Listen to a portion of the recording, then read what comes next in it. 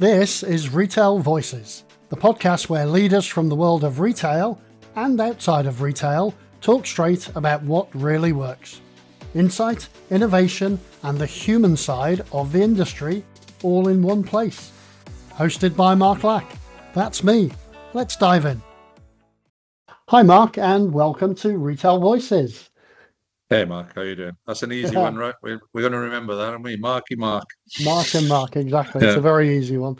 So today we're talking about one of the most misunderstood and most powerful levers in retail: loyalty, customer behaviour, and why most programs fail to change how people act. We're joined by Mark Mortimer Davies, the CEO for the GCC at Choithrams, and a retail leader with decades of experience across grocery, loyalty data, and customer engagement in the UK, Middle East, and Asia.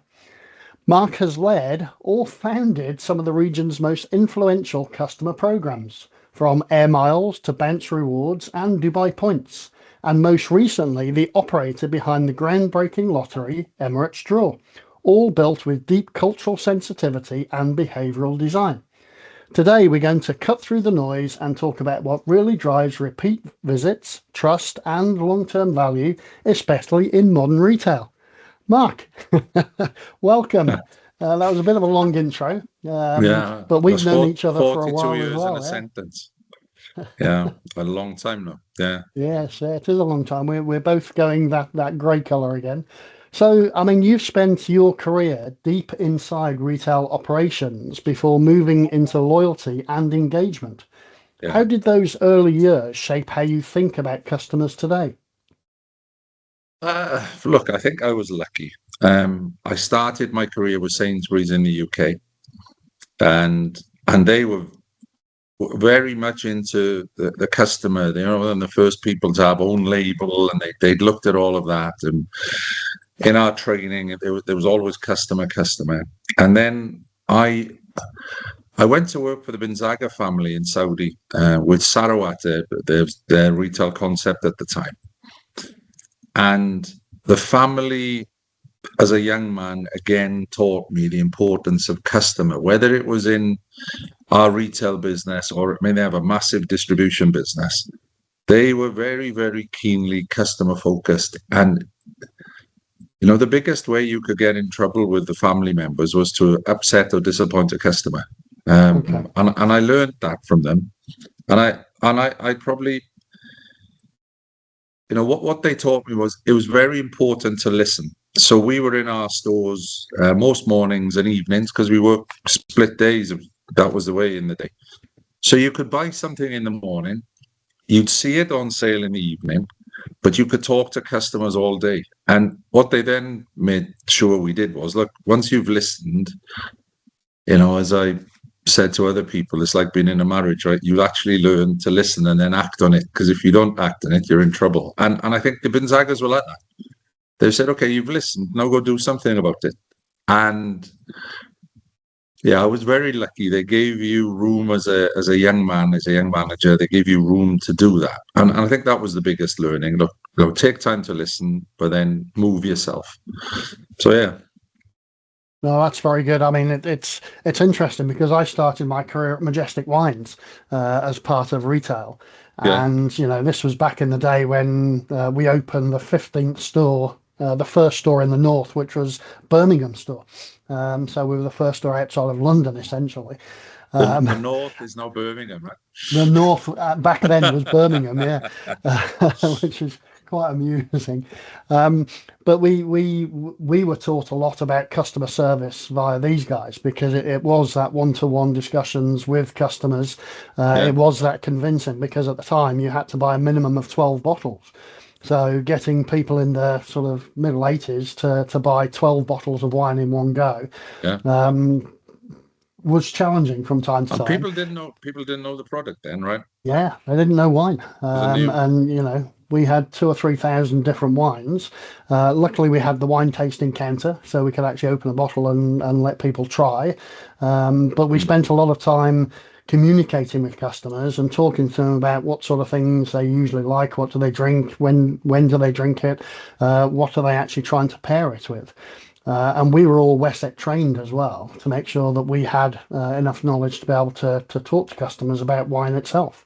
So that's where my background in customer service really comes from, is spending all day, every day, literally talking to customers. So Sainsbury's and they used to do it obviously not with wines as such, but with cheese and deli items, which was my sort of forte at the time. Every product that was launched, you'd get an information pack, you'd get a sample piece that you could taste with your colleagues, and they would tell you this, and that about it, and yeah, you became a bit of an expert, so you could pass that on. Yes. And we lost a bit of that, maybe. I think we've lost a lot of it. When I went to Pakistan with Macro, one of the things we instigated, especially on the fresh departments, was some tasting and sampling, because some of these products had never been seen before by the guys in Pakistan. So, if we're looking at a kiwi fruit, what does the kiwi fruit taste like if you've never had it? So therefore we started, cutting things up. When I went down to the shop floor, I would say, okay, get the fruit and veg team together. Let's cut up this kiwi. Let's have a taste of it, so you can actually talk to customers about what it tastes like. It seems ridiculous now, right? But I was 18 when I ate my first olive. Yeah. And I was in London, and I happened to be in a restaurant. I had an olive, and I remember thinking, oh, and now I love them. They're all the different types, but it's the same thing, right?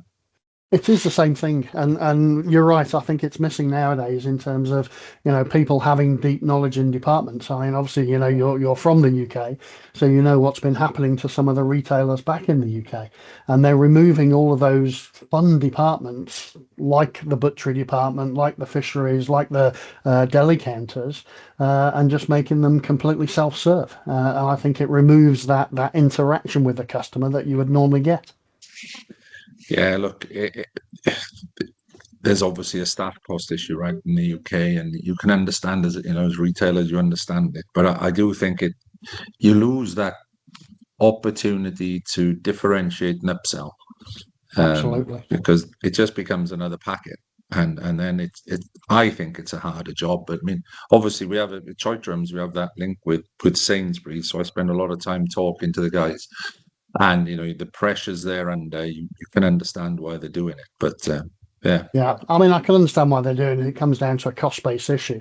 It's just sad, because not only are we losing that experience in the store, we're losing those skills that we used to have. So that is a shame as well. When you look at loyalty, I'm going to jump straight into a loyalty thing there. Most loyalty schemes don't really change behavior. They just subsidize existing spend. Why is that? Yeah, I think, look, I actually think you've never had a good loyalty program. So, but it's going to be, they reckon by 2030, it's going to be what, a $5 billion business in the Middle East, right? And that includes the airlines and everybody. So, I mean, there's a whole, I've been, we launched Air Miles when I was here. I then ran Air Miles, and then we've launched our own programs. And if there's one failing, I think where companies use loyalty as a business tool, Tesco, Sainsbury's, right, Skywoods with Emirates, it's fundamentally changed the way they do their business. The problem with most schemes is a CEO, or often a head of marketing, wants a gimmick. Yeah. So they launch a loyalty card, and then that's it. Okay, we've got a loyalty card now, and magic should happen, but they don't actually change anything the company does.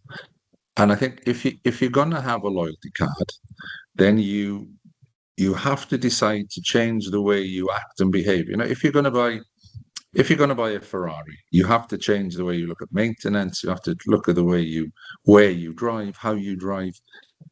You can't just say it's the car's fault. And it's that people don't change. And there are cultural reasons in this part of the world for it.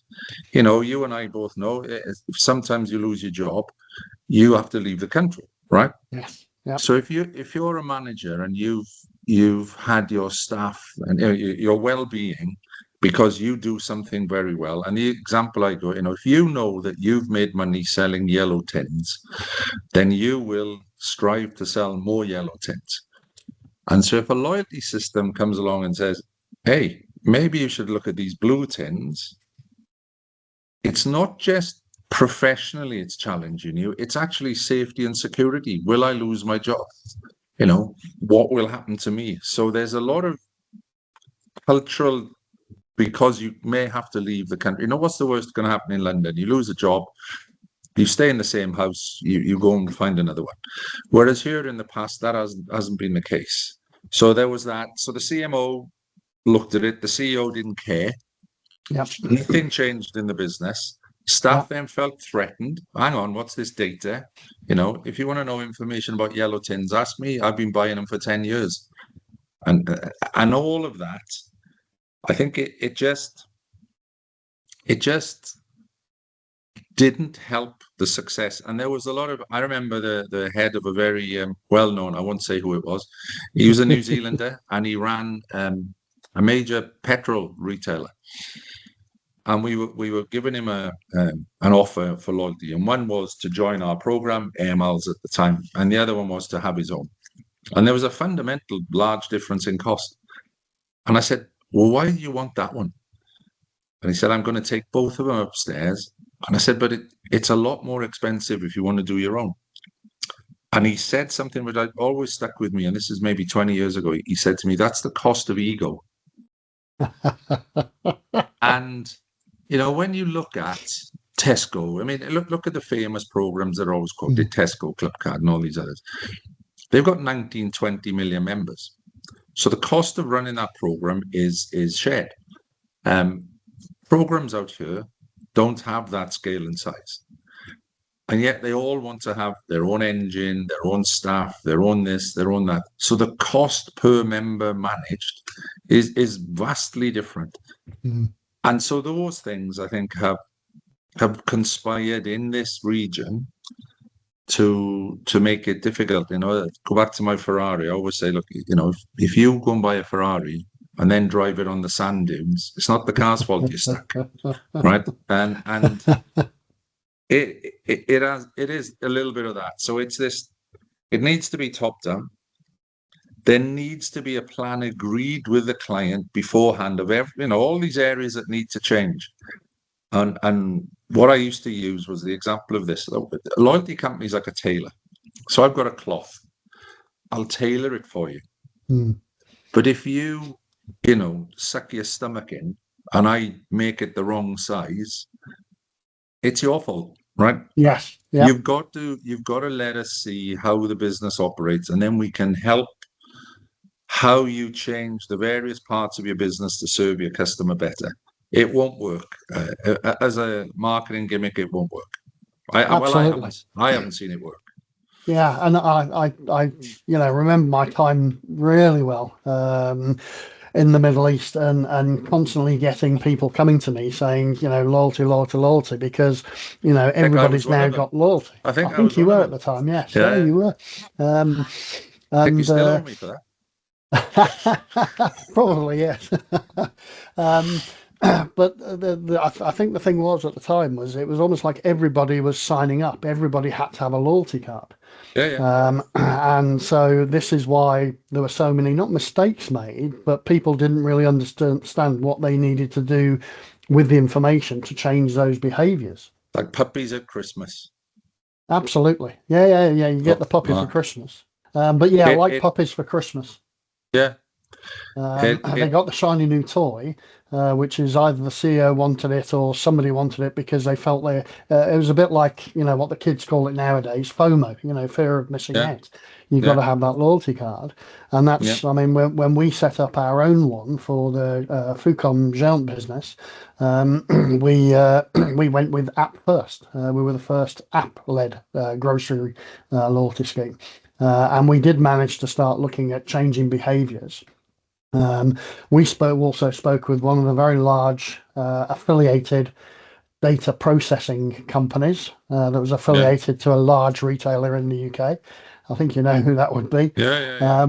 And when we had a good discussion with them about what we wanted to do with the program, at the time it couldn't be done because we didn't have, or they didn't have the ability to process the data in the way that we wanted it. And we ended up creating it ourselves, So which was a much easier way of doing it. in retail, it has to go from your buying into your category management, into Yep. your promotion planning. It Yep. has to be inserted. And I think that's what Tesco and Sainsbury's have both done really well. Yes. Yeah. I mean, it was fully integrated, and that's Yeah. what we ended up doing was the app itself, the customer loyalty bit, or the customer assistant as we called it, was actually for the customer. Yeah. Everything at the front end was customer led, and in fact we had customer ambassadors who helped us design it and all this kind of stuff as well, all the benefits, all the features. But ultimately, because what we knew is we wanted to get the data, the information was what we required. When you look at things like air miles, you were part of air miles during its formative years. So what did it get right that many modern programs have forgotten? I think go back to what I said. It had immediate. I mean, I luckily I worked for a guy called Richard Thorne, and he got it, and so Richard allowed us to look at how we could use the data to change the way we delivered customer service. So it was top down. I mean, we had, we had a full-on debate before he agreed to do it. But to be fair, once he agreed to it, he was fully behind it. So it was top down, and then it comes down to the other basics. What are the retail basics? Great in-store execution, right? And why wouldn't I say that? Because I was in charge of it. So yeah, hey, a feather in my own head. But it was those strong basic foundations. We had a great banking partner. They got fully behind it. They started to see early on customer uptake, higher sales penetration of their base in our stores, and so they then jumped in behind that. And I think what Air Miles in its formative years did, it spent a lot of time managing the partners it brought into the network. And a lot of them, to be fair to the guys at Air Miles, until it closed fairly recently, were still partners in the network. So that was what 20 years they've maybe been in the program. Yeah. And they worked hard at that. But that's also a discussion for another part, is the demise of AMIA. But I think that was it really. It got it early commitment. It was well delivered. We had a good partner in Rewards Management Middle East, and they focused on giving back to the people they were working with. So it just worked.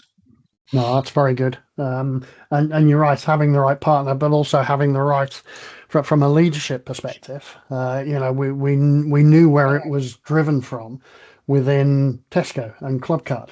It was driven from the very top. And I think any of the successful engagement and loyalty programs that we've seen have 99% of the time been driven from the top, or at least from the CXO level. So it's got to be strategic, not tactical. Yes. It's got to be, you've got to have a long-term view of it. If you're thinking about it tactically, then probably don't do it. Yeah, no, I mean, it's not a tactic. I think people signing up for loyalty cards early on, 2015, 10 years ago, were doing it for FOMO, and then didn't know what to do with the information afterwards, but they've got the nice new shiny keys, and what they were looking for. And I think, again, that's part of the problem, in that, they got that customer, and the customer signed up, and then they let the customer down because, the retailer collected huge amounts of data from the customer, but actually didn't have any insight. And that was what's missing. And when you look at that, where's the disconnect between the data and the real customer behavior? So, look, there's a lot of sayings on this. Data is the new oil, right? But if you look at the oil that's dug out of the ground, 50% of it turns into petrol. The rest is, ends up somewhere else. You have to move 8 tons of dirt to find a diamond. And loyalty is a bit like that. And what happens with data, so when people go and try and do it themselves, so that, you generally find a retailer or a hospitality company say, oh, we're going to do this. But then you have retailers trying to become data insight analysts. And data comes at you, and I'm going to use a more local analogy, like a sandstorm. So you're looking for those couple of grains of sand that will really give you the information you want. But what you've got coming at you is a sandstorm, and then you get into overload. And then go back to the yellow tins, blue tins. People start saying, oh, did you know that on Tuesday afternoon we sold 10,000 blue tins? And you look at them and you go, right, okay, but so what? So what? What does that mean? Yeah, what does that actually mean? And they're in such a state of excitement because it's exciting. Oh, look at it, I know all these things now. All right, that's fine. But what's actually usable and relevant, and how do you break it down into like baby steps? And there aren't many data scientists still. Really, it's still a position which, when you're, if you look for in the Middle East, if you look for accountants, there's a lot, right? Engineers, but you look for a data scientist, and there's not many. So finding that skill set and then employing that in a retail space where they now understand your sector, then a customer, that is quite hard, and you have to persevere. The problem is when you're in one of these companies that's just doing it sort of tactically, they go, oh, it's not working. Yes. And you go, no, you've got to. And data is the new oil. As I said, half of it is disposed, half of it is petrol. You have to go through that refining process to get the product you want. And that takes time. It takes some investment in tools and people. And often people don't want to do that. It's like, I got a Ferrari, now I'm going to be Lewis Hamilton, and you'll see him wrapped around palm trees somewhere because you just haven't got the skills to drive it. Yeah? Exactly. So, and that's a good reference to Dubai then, yeah? It is, as well as I do, there are families of all mixed nationalities here who won't let their youngsters, especially the boys, have fast cars because they don't have the skills. Yes, exactly. And that's why they put them in 4x4s rather than sports cars. And your analogy about the data is a good one. Especially for the Middle East about the sandstorm.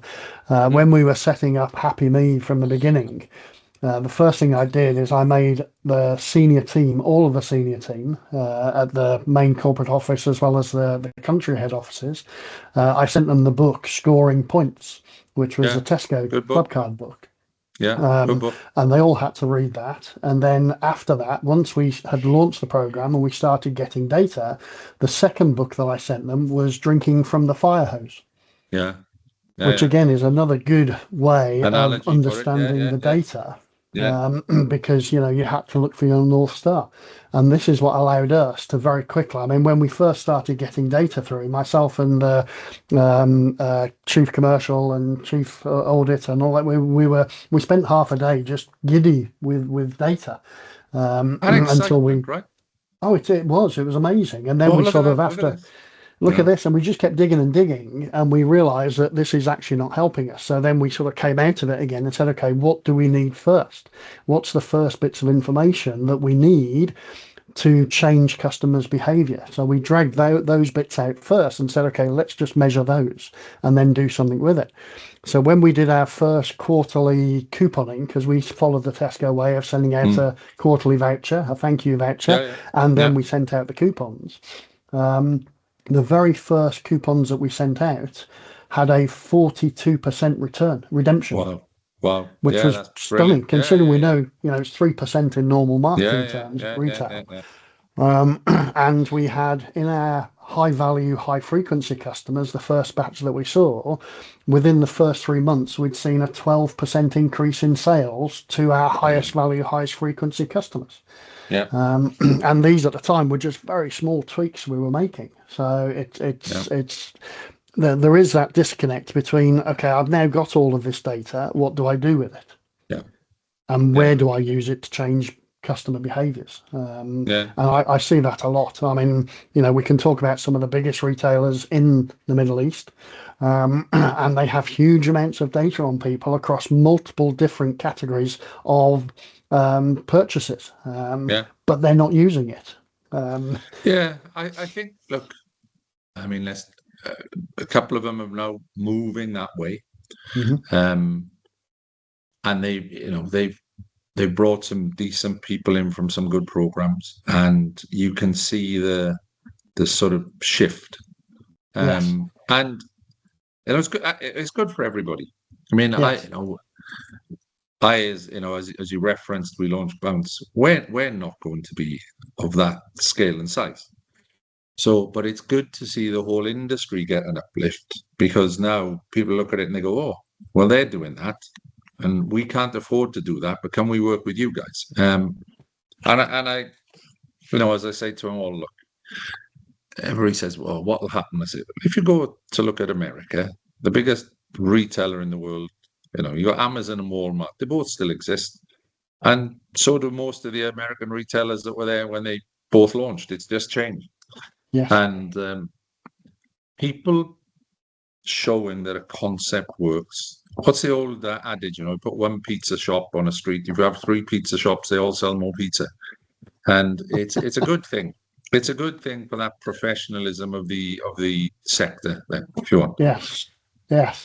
I mean, it's interesting again, because you were saying about data scientists, and I mean, when I was in Saudi, we had some trouble finding proper data scientists, and I think part of the problem was that most people thought a data scientist was an Excel spreadsheet, and that was it, and it's not. There's another sort of disconnect that people don't realize. It's not just about extracting the data from the system and then putting it into an Excel spreadsheet and hoping it works it out for you. There's a lot of work that has to happen. And when I look at bonus and Dubai points, they all tap into emotion, anticipation, and reward psychology. Why is emotional engagement so much more powerful than the transactional reward? So I've been married, luckily, to Marie for 42 years. and I think any long-term relationship, so when you're going into these loyalty discussions, so it's now strategic, so it's not short-term, it's long-term. What is any long-term relationship built on? Hard work. I know Marie doesn't always like me saying it, but I think you work as hard at a successful marriage as you do at a successful career. You got to put the effort in.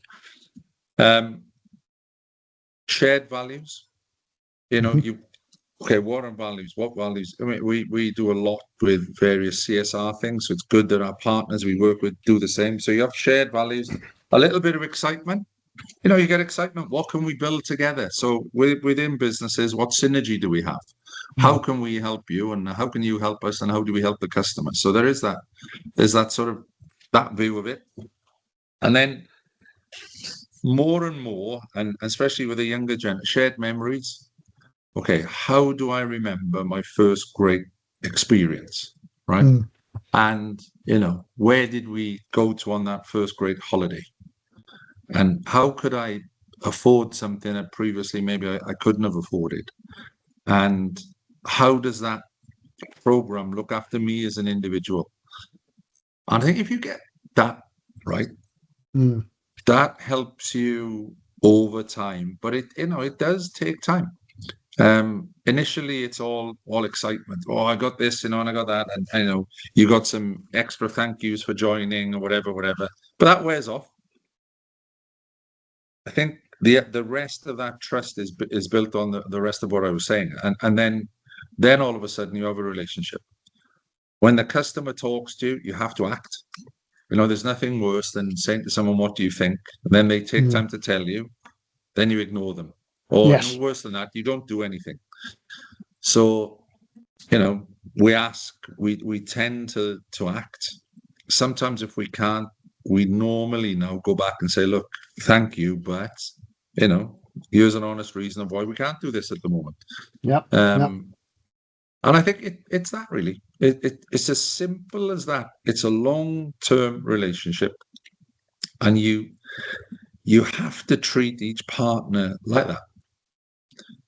We spent a lot of time introducing partners to each other. Yeah. So it's not necessarily our business. So we don't sit there and handhold them. We introduce them to each other. They might come up with 6 business things they can do that have nothing to do with us, but they will both thank us for the introduction. And I think it's that. It's taking time, which isn't necessarily self-beneficial, to let somebody else grow. Unless people are unusually framed with their mentality, so they'll normally come back and in one way or other say thank you, and that's what it's about. It's It is. I mean, I totally agree, and I think if you look at what's happened over years in the retail business, because we've been driving for efficiencies, which means as we said earlier, taking people out of the business, whether that be for cost or making it more efficient, whatever happens there. It's taken away those touch points with the employees that you would have normally had. And as we've gotten more and more efficient and more sort of disconnected from the customer, the customer also, if we look at over the last 5 years in particular, they've also got pretty disconnected, and we've become very transactional. Customers are transactional, we're transactional, so therefore why take time to build the relationship? But why blame anybody? I mean, you're both behaving in that particular way, so exactly. you get what you put in, I suppose, right?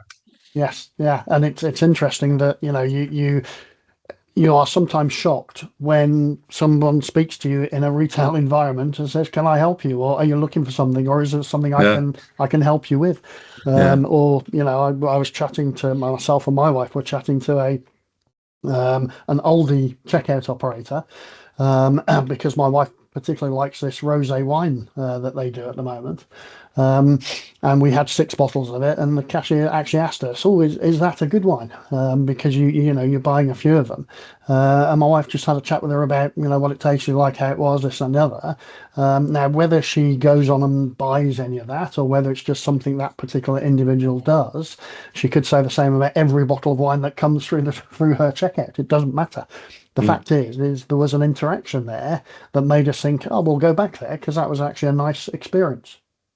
Yeah. How many people have you told? How many? Apart from me. Loads. Yeah, exactly. Yeah, there you go. See, it's that. Yeah, it is that. And it's that passing on. So you've repeatedly succeeded in the Middle East where others have struggled. Well, I do say that with all respect. What do global brands misunderstand about cultural relevance in the GCC, especially about loyalty and engagement? Look, thank you for that. I mean, I've also had everybody who's been anywhere in a career, right, has their ups and downs. And I think I was very lucky. I had a great schooling in cultural relevance with the bin Zaghas. And Ghazi bin Zagha, who is now senior in Saudi, he spent a lot of time helping me understand cultural relevance. And then there was the quote from Peter Drucker where culture eats strategy for breakfast. And I think what I've always tried to do is build a culture. Okay.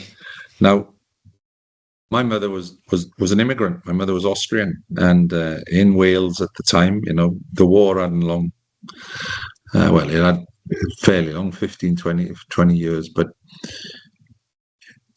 I understood what it was like to be different. And I think you then get to value the difference. And if you work long enough in the Middle East, there are huge amounts of differences amongst all the cultures. I mean, at Choithrams now, I learn more and more about the Indian, the small cultures within the big one every day, because we have people from across the continent there. And I think if you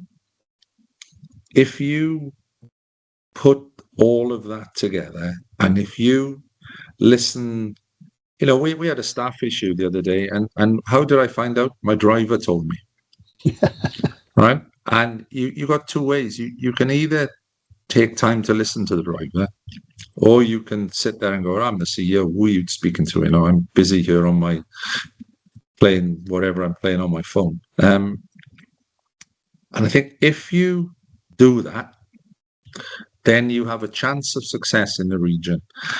And I think the problem with the global brands is they sort of look at it as just another part of the world. And it is massive. If the Lebanese and what they've gone through, there's massively different cultures. When you look at someone as Lebanese, they might not be Lebanese. They could be one of a number of different. If you take time to try and do that, and one of my biggest regrets in my career was EMEA. So when I left EMEA, they were doing quite well. They had a decent share price, and then a few years later, it crumbled. And I believe that was down to what they decided to do was from Europe, that loyalty was a one-size-fits-all culture. They would have one system, and everybody could have that system at a very cost-effective price, but it had to be that one system. And to be fair, a group of us, myself, the guy in India, tried saying to them, we were actually taken out of a room at a big conference and said, look, you're not allowed, stop the negative comments. We said, we can't, we live in a different part of the world. An example I'll give you is a Nectar. When Nectar has one card. There's no privilege cards. It has one card. And in the UK, that fits because people don't want to be seen as trying to be, in the Middle East, people love a little bit of privilege. Yeah. And we begged them to launch a gold card. That's just a different color card. No. And once you start putting a series of thoughts like that together, loyalty is very different in China than it is in Dubai. It's very different in Saudi than it is in Lebanon. Yes. And we tried saying to the guy, look, the first part of we are in the loyalty business. The first word is the key word. And they saw it as a product. And everybody will take the same products. And it was a shame. I really enjoyed my time there. I learned a lot of good things. And it was a shame to see that happen. But that's what it was. They just got global culture wrong. And I think the same with brands coming in here. They tend to think, we've been very successful. We sell millions and millions. You've only got a small market. Therefore, you can do what we say. And you go, well, it's different. And they go, no. And then they fail. And normally then, if you're a consultant, it's great because then they come and say, oh, why did we fail? And you go, oh, okay. Yeah. But I just Here's think my pre-prepared list, yeah? Yeah. It's culture. If you look at it, it's that lack of willingness to question and be wrong. It worked 100%. In New York, therefore it'll work. Yeah. This is the way it's going to be. And, I've seen the same thing across my sort of career around the GCC. People come from outside and unfortunately they look at the GCC as one block. Yeah. So even from that perspective, it's one block, it's all Arabs and that's it. Yeah. But then actually when you start digging down into each country is very, very different. And I've worked across probably 7 or 8 different countries now across the Middle East. And you can see the differences in the people, the language, the way they shop, the behaviours, the way they think, all of those types of things are different. And then, as you said, even when you get into the country itself, there are differences in the country. And Dubai is an absolute hodgepodge of people. I mean, when we had Happy Me, I think we had 110 nationalities on the app. So how do you manage that and how do you deal with that? Because again, each batch of customers, whether it be British, French, Irish, North Korean, whatever it may be, they shop in different ways. And I think people don't understand that. And then from the cultural side, again, it's very, very different, country to country even.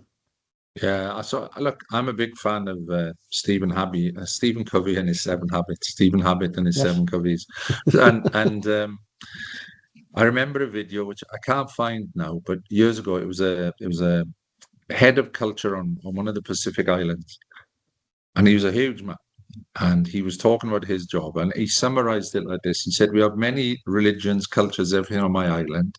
He said, "My job is to build a fresh fruit salad." He said, "So where the pineapple makes the strawberry better, the strawberry makes the orange look better." He said, "My job is not to try and smash it together into Mm. some mixed fruit jam that looks horrible and purple."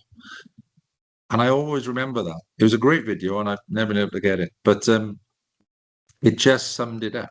Culture That's a does, brilliant way of putting it. Yeah, yeah. yeah, Yeah, I like the fruit salad analogy. That's brilliant. yeah, because you all make each other look better, right? Yes. Yeah. I worked for a guy in Saudi, and his catchphrase was "Is life a bowl of cherries?" But you put a pineapple in amongst the bowl of cherries, the cherries look better, right? And it was that. Well, I remember getting in when I was in Kuwait with another large group there. Um, one year they brought in some pineapple flavored strawberries.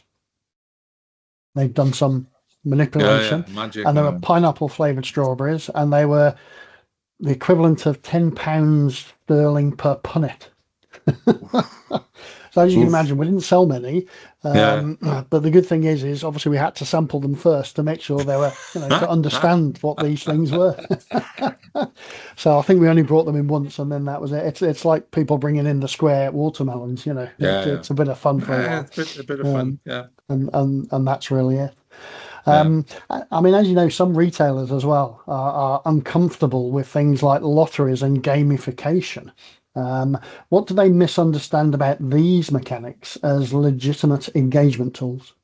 I think look, within the region, it's a new space, Mm, and the legislation is new. It's evolving, and so people don't understand the legislation, and often, you go to the ministries, and it's how you present mm, which will equal the answer you get. And so it's unclear, and like with many things, then people start to get a little bit nervous of it. But I think that the basics are now, you go to the shopping festival now, and at Global Village, they have events and sort of lottery mm, type things, which are called draws. Yeah, so they have those draws, and it's getting more common, mhm. and I think the more common it becomes, the clearer the legislation, and then the more it'll snowball. Then I think at the moment it's just in the beginning of, nobody used to do it, and Yes, now you see an increasing use, and people are sort of watching from the sidelines as there's clarity on the hows and whats and whys. But it is, I mean, that people like it, and if you make it again, then culturally sensitive, we're looking at something with cricket at the moment. mm, Um, then I think you and your customers can have a bit of fun. Um, what you need to do is come up with a very clear plan, go to the economic department, and they'll very clearly tell you can do this, you can't do that. You change your plan, go back and think, oh, okay, that still works for me. And yes. then once you've addressed their concerns, they're normally then very good at going, okay. Yeah, I mean, I've dealt with them a lot myself, and I remember back in the day when we were doing the first spin the wheels, Yeah, um, yeah. There you and the go. Yeah. ministry used to be there with you while the wheel was being spun to make sure it was right, and similar to the tombola style draws where you put your name and Mm. phone number into a box, and the ministry would turn up on the day to make sure Yeah. it was all above board. Still similar, even with the lottery draws, they send a representative. Yep, Yeah, yep, yeah. They, just to make sure that it's right. And so they should. Why not? It gives everything a bit of confidence then. But I think absolutely. as the legal rules around what you can and can't do, Mm. get clearer and clearer, you'll see more of it, I think, because it's fun. Yes, it is, and it's something else that you can do with customers. And that was another thing I was going to ask you about. Was, obviously you've worked at the intersection of private enterprise and government regulations. Yeah. So there must have been a stage where you spent as much time building up trust and transparency as you did in the systems themselves. So PPP, right, public-private partnership, is something we've looked keenly at, and it's maybe one of the areas where I sort of failed, I suppose. We were looking to do something in the region with one of the governments, and we had a great number of meetings, some very good meetings, some great intention. But the one thing I learned, private business goes along at a certain speed, and governments go along at a different speed. A lot of innovation comes from the SME, maybe the larger of the S's and the M's, business area. Governments like working with the big companies because then they have that trust, right? And that, whoever got sacked for employing one of the big five, right, is the common saying. And so you're almost, unless you can find somebody who, and this is up to us as well. And I think if I look at what I didn't do right, I didn't find the right pitch at the right time. Okay. So I was maybe telling certain people the wrong thing at the wrong time. But you also need to find that person who has interest. And then they need to drive it within the government, because it does take an inordinate. Well, I suppose the government thinks it's moving quickly, and let's be fair, especially Dubai is probably one of the quickest moving governments in the world. Yes, right. Yeah. But it's still, as an SME, you've got to get stuff going, and there was that sort of clash between, because somebody once famously said to me, it was a senior sort of royal family member in Abu Dhabi, and a lovely man, and he said to me, "Mark, really, who is Mark Mortimer Davies?" And I went, "What do you mean?" He said, "But yeah, okay, you've done this, now. But who are you? You're not one of the big five. You're not this." He said, "Why should they listen to you?" And I went, "Yeah, but Sheikh, So I said, "But I'm right." And he said, "Yeah, I think you're right. But why should they listen to you?" And you're in that phrase. And I came away from there thinking, do you know what? The man's right. As much as I may be thinking I've done in my career, for a government to take that on, it's a different approach. And I think you've got to get that approach right. And there's a mix between innovation, speed, and understanding of, what the government being the client, in a way, what their need is. Yeah. Yeah, absolutely. I mean, I've worked with several sort of government, semi-government entities across the UAE, Jordan, Kuwait, and a few countries, and you do have to have a different mindset with them, because we're wanting to do something now, whereas for them now it could be 3 months, 6 months, 12 months, 5 years down the line. And that is something. As we're learning now, things happen. COVID comes along, things change. Some, like the situation now comes along. Yes. And that can have, for the governments, that's a huge impact. So exactly. I mean, they're talking about it from a much more helicopter view, pardon the pun, than everybody else. In terms of what they're seeing and what they're understanding. And of course now you're the CEO of Choithrams across the GCC. And I know Choithrams extremely well. In fact, the Choithrams in Dubai Marina was my go-to store, because that's where I used to live, and it was easy to walk to. There was a great store to go to. Choithrams don't just do grocery stores, though. They have a lot of other strings to their bow. But how do you think about loyalty in grocery? that is a sector driven by frequency, margin pressure, and convenience. And I mean, I heard you chatting a couple of weeks ago, I think it was, on Dubai Eye, about your new pricing strategy. Mm. How is that going, and how do you equivalate the loyalty side to the frequency, margin pressure, and convenience?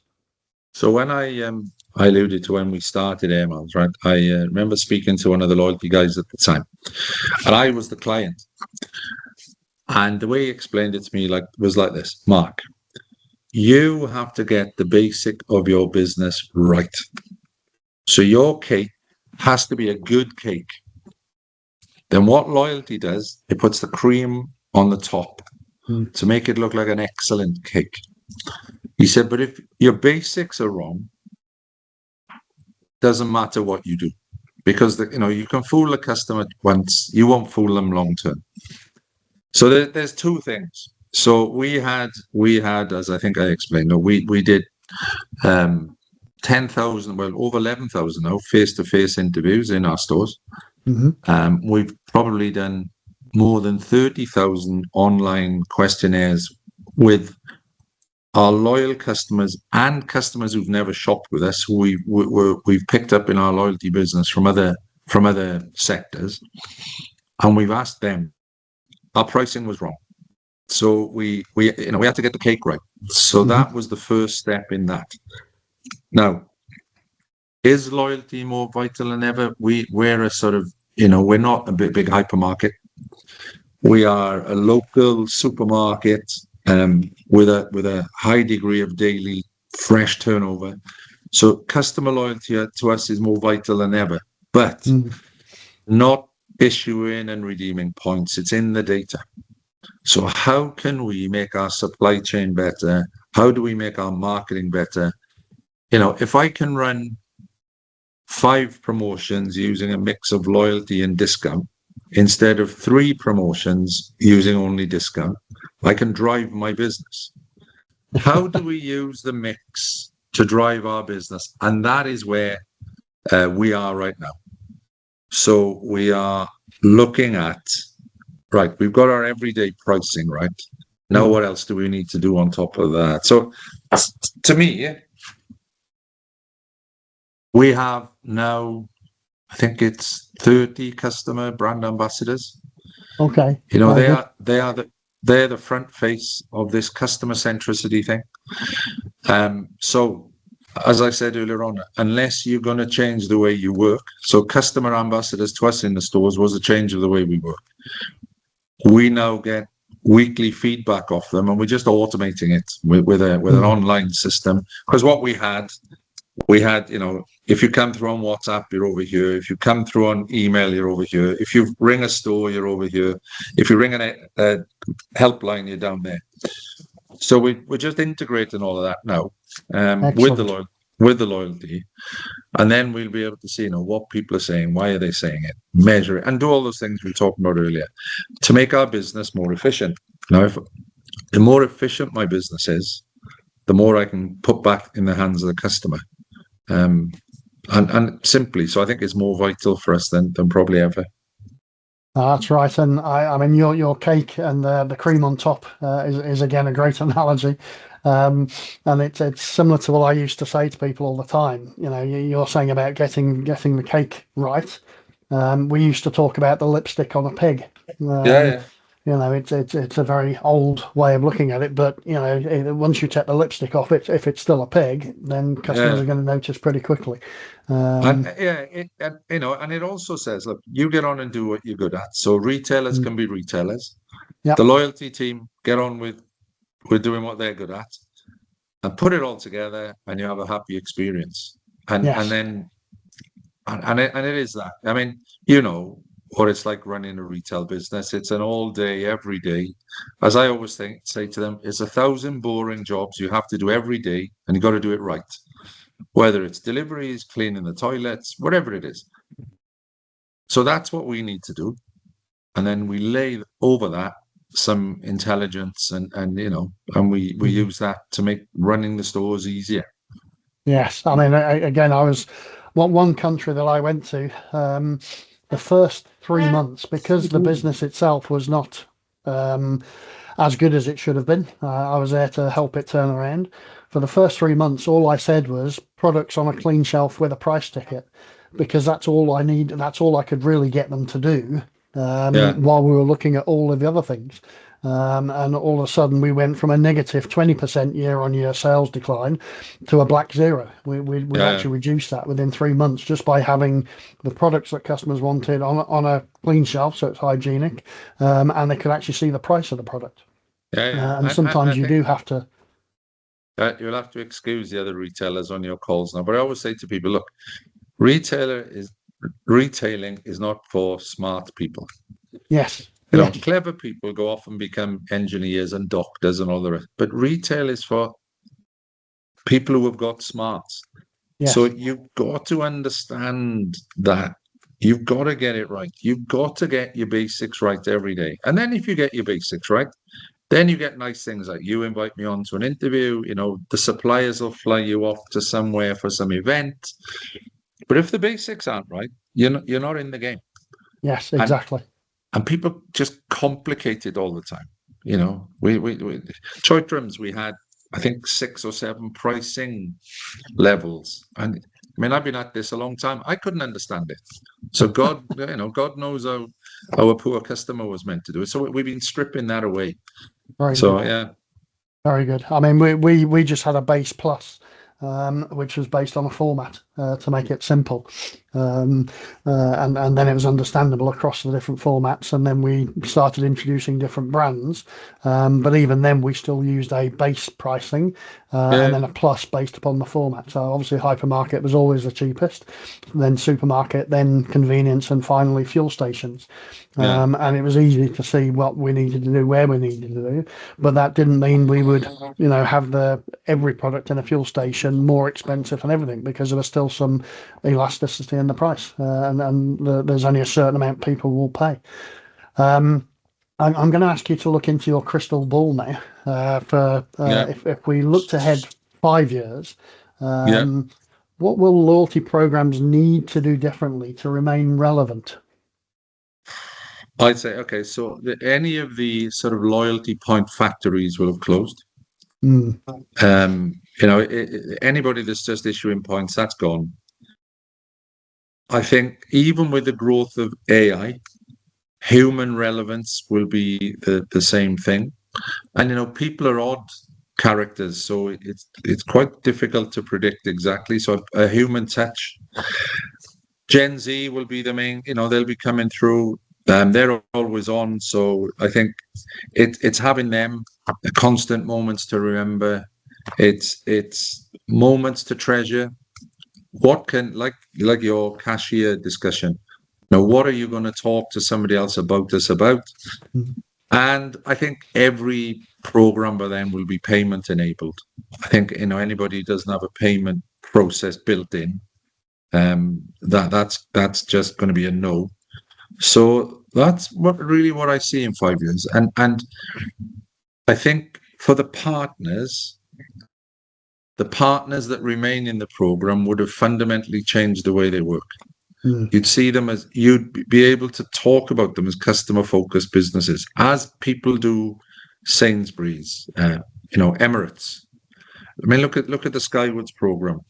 Great program, massively different today than what it was years ago. Yeah, lots of different things going on, and yet it's still Skywards. And so that's what I would see. I think the points engine companies will have gone. Okay. It'll be about human relevance and moments to treasure. I think the other thing that will start to become relevant is we talked about Gen Z, but Gen A starting to come through, and how minuscule their attention span is. We talk about goldfish, but goldfish have got 10 times more attention span than some Gen A. And we're going to have to work out how we break through that. And I was talking to somebody a couple of days ago about our TikTok accounts. And he was saying he got 1,000 comments from a particular thing he put up, and that was amazing. And I said, yeah, at the moment my average swipe rate or view rate is 0.9 seconds. So how do you become relevant when people are swiping every 0.9 seconds? And I think that will be interesting going forward for loyalty programs. How do you break through that? We've just launched a program with another company here that's just launched called Gensery. And it's Okay. all about schools and educational establishments. So BOUNZ is partnering with them. And the idea of that is purely to get that generation early into saying, what is it you actually would like? What's Yes. relevant to you? And it's going to be interesting. Hopefully I'll Yes. be retired and on a beach by then. But yeah, that is going to be an interesting one. Oh, very good. So, I talked earlier about that product on a clean shelf with a price ticket. And as is tradition at Retail 101, I'm always trying to break things down into three simple things. What would be the three simple things that you would want every listener to remember from today's session about loyalty behavior and long-term value creation? If you're a company thinking about it, it's got to be top down and strategic. If you've got a lot of data and you're not taking action, you're just wasting your time. And you have to be relevant to the members you're talking to. They don't care about relevance to you. And I think for the members, for the loyalty companies talking to their members, simplicity. I think if you overcomplicate it, you're going to lose people. Go back to your 0.9 seconds. They want it to be very simple. They want it to be recent. So you have to talk to them quite a lot, 0.9 seconds every day or other day. And you just have to communicate. And I think one of the skills that's going slowly is that ability to properly communicate. So if you communicate properly in whichever channel people like it, written, verbal, whatever it is, pictures, video, simple and recent. And that would be keywords for me. Fantastic. No, that does sound good. And I think you're right, because it's how do we maintain that connection with customers? And it's not just the customers we've got, because they are also changing and adapting and evolving. Look at what happened after the pandemic. The customer behaviors changed dramatically, and we ended up getting a lot more frequency and proximity customers. And then over the last couple of years, since we started to sort of move away from it, that's changing again. And I can give my experience in Saudi, especially now that, for the last 2-3 years, women are driving, they're working without needing permissions. So the whole family dynamic is changing at that sort of 18 to 35 group. A few minutes later. Okay, that's great. Good to have you back. Hopefully it wasn't anything flying across you.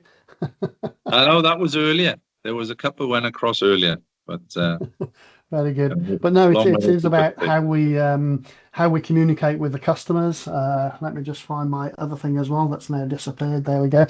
How we communicate with customers, how we keep them engaged, and we watch those trends, how they're happening.